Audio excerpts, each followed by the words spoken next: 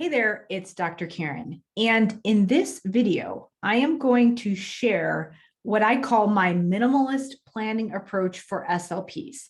And the reason I'm going to do this is because I have been sharing some videos about some of the advocacy efforts that I did when I was in the school systems as an SLP, because a lot of SLPs share with me that there is a lot of red tape when it comes to delivering effective services for their students, whether it be that their administrator thinks they should be doing push-in and that isn't always appropriate for all of their students, or whether it be because they have to pull students out of class at a certain time and group them in these huge groups that aren't ideal and don't allow them to deliver effective therapy, or whether it be because the evaluation process at their facility just doesn't make sense and allows kids to fall through the cracks.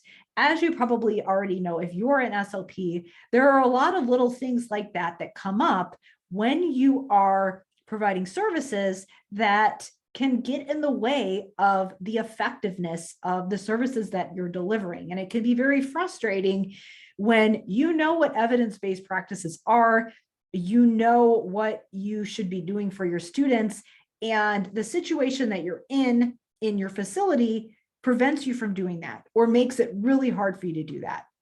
So if that sounds familiar, you're certainly not alone. I hear it all the time from SLPs that I work with. Now, the reason that I wanted to pop in today and share this video is because recently I shared a video of some initiatives that I did early on in my practice as an SLP that completely changed the way that I provide services for a number of students. Specifically, the examples were surrounding the process of qualifying students for services. There were a lot of students who were getting missed and were not getting services that they needed because our evaluation process was not fine-tuned, partly because I, as the SLP, and the other SLPs in my building weren't involved in the process initially. So we were key in making some changes, and that made a huge difference on the services that a handful of students that I was serving throughout the course of the time that I was in that facility. It made a big impact on their lives because they were able to get access to more services than they would have normally had we not made changes to our eligibility process. So I wanted to just share that sometimes it feels like you aren't making any difference or your hands are tied, but that's not always the case. Many times you have more influence than you realize. And the key to having that influence is about building relationships with your coworkers and taking the time out of your day to think strategically about how you can be a leader in the position that you're currently in, whether you are in an official leadership role or not. The truth is that as an SLP, you are an advocate, you are a leader, you are a teacher, and you wear lots of hats. Now, I think, a lot of people would agree with that. But then a lot of times people say, okay, I get why it would be important to collaborate and important to do some of these extra things for leadership and advocacy, but how the heck can I even make time for these things? Because when I get home from work, I just want to Netflix and chill because I'm so tired and exhausted. So I wanted to share something today because I used to feel that same way. A lot of times people know that advocacy is important, but number one, they don't have a tangible plan that helps them to get started. So as a result, if you don't have a plan, if you don't have clarity on what you're supposed to do, you don't do anything. So that's part of the problem. And the second part of the problem is sheer overwhelm, and it just feels unattainable.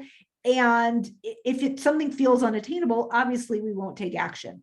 So those are two issues that come up a lot of times when it comes to advocacy in our field.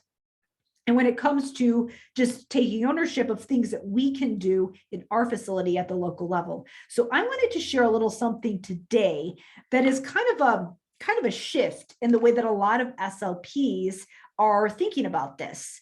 And I base this on the types of questions that I get from a lot of my readers, students, and people on my mailing list.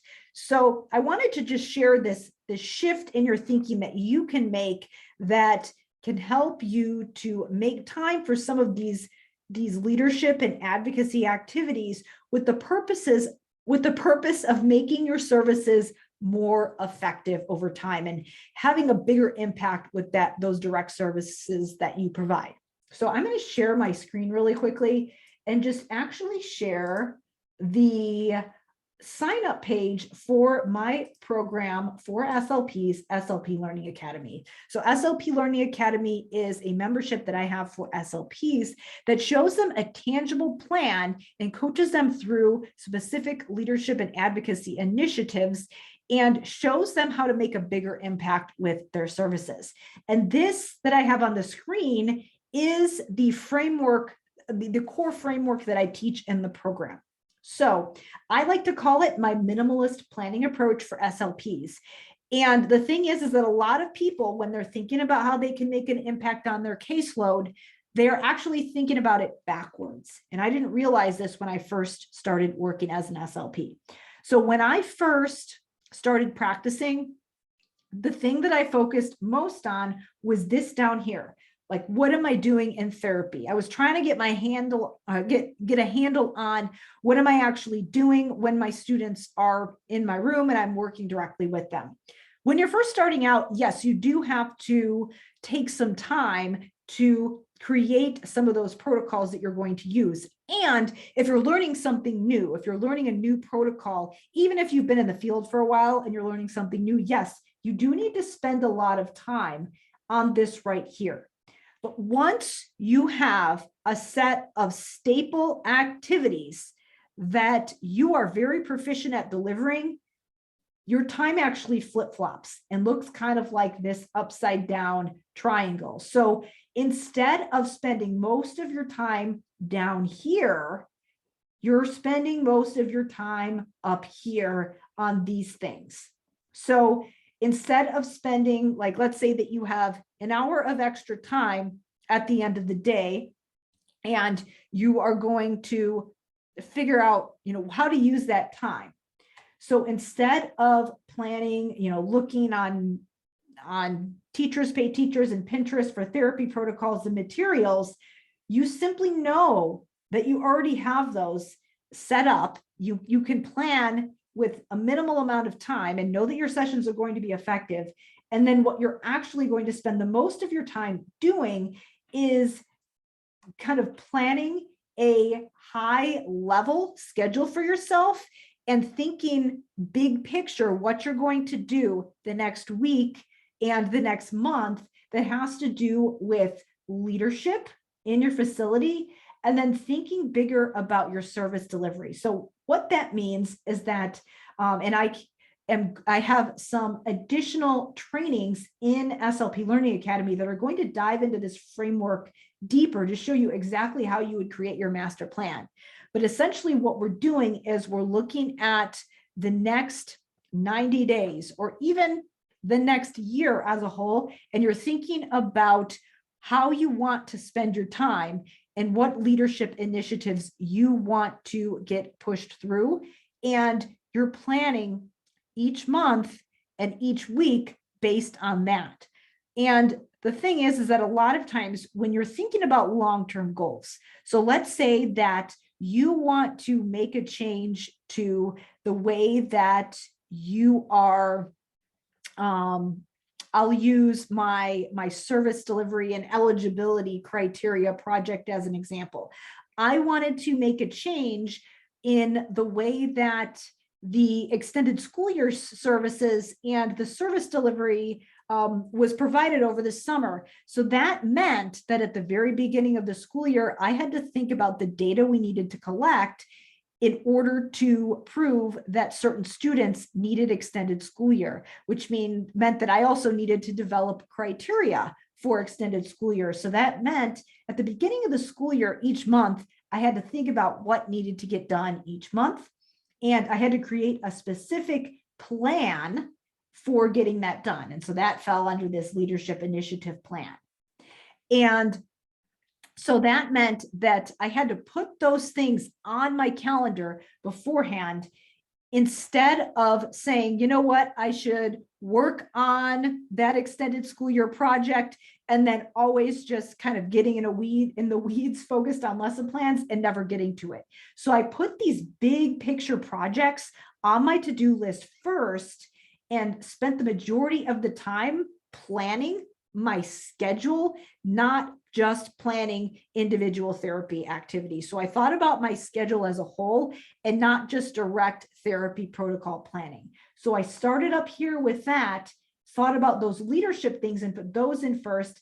And then I would think about service delivery. So I would think about the high level of my schedule, how I wanted to structure it, what I wanted to be doing each week. Did I want to be doing 3 weeks on and 1 week of consultation, and how would I need to plan that?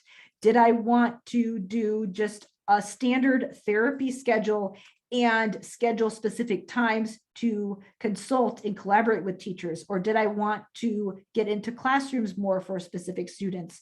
So I thought about that before I thought about what I was actually doing in my individual sessions.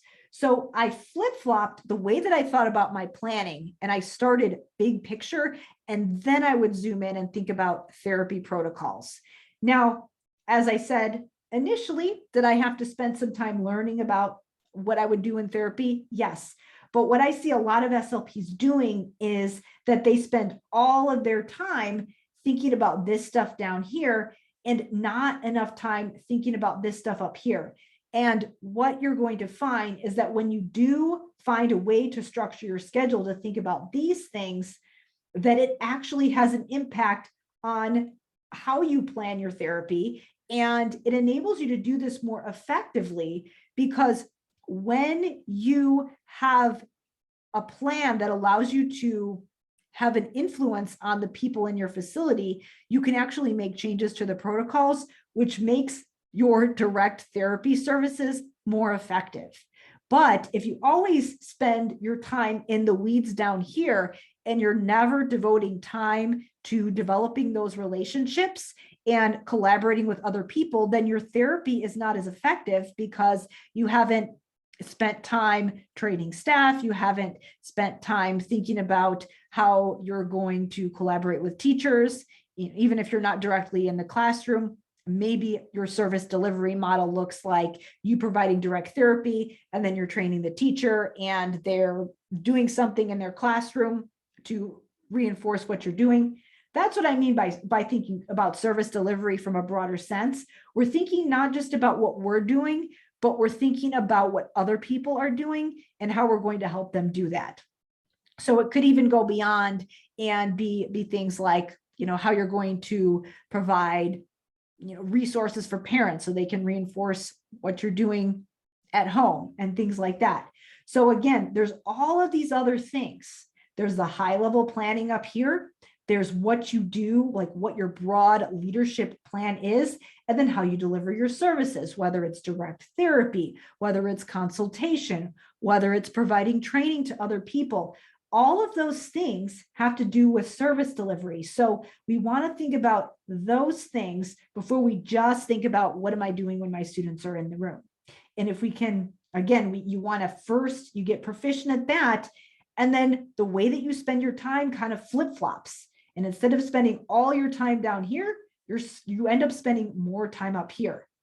But when you have a solid plan for moving forward and implementing this, then that's what enables you to make this switch to always in the weeds down here, and maybe making some impact with your students, to having time to focus on these bigger impact type of things that make an impact on the way that services are delivered in your facility, and also can potentially have an impact on the way that things are done in the field. Because many of these changes that have happened in our field don't just happen from the top down, they happen from the bottom up, with SLPs in the trenches who get it, who understand what students need, trying things, sharing them with other SLPs, and then moving from there. That's what can make changes at the the local level, the state level, and it can eventually spread to the national level. So this is how it works. And this is exactly what I show people how to do in SLP Learning Academy, my online program for SLPs. I show you how to create your master plan and develop a specific leadership initiative that is going to have an impact on your facility. And I show you how to put that into tangible actions that you can put on your calendar so you make sure it gets done. And I also show you how to think about service delivery in a way that's going to take what you're doing in therapy and make it that much more effective, because you're getting other people on board, because you're thinking about things like collaborating and consulting and training other people. And then I also show you how to be efficient with how you handle your therapy protocols down here, so that you can create a handful of staple, effective therapy protocols that don't take a long time to plan, so that you can make time for this other stuff up here, so that you can enjoy all of it so much more, because you know that you're making an impact. So to check out SLP Learning Academy, just check out the link below and you'll be able to see what's involved in the program. So thanks so much. And I hope to see you in the members area.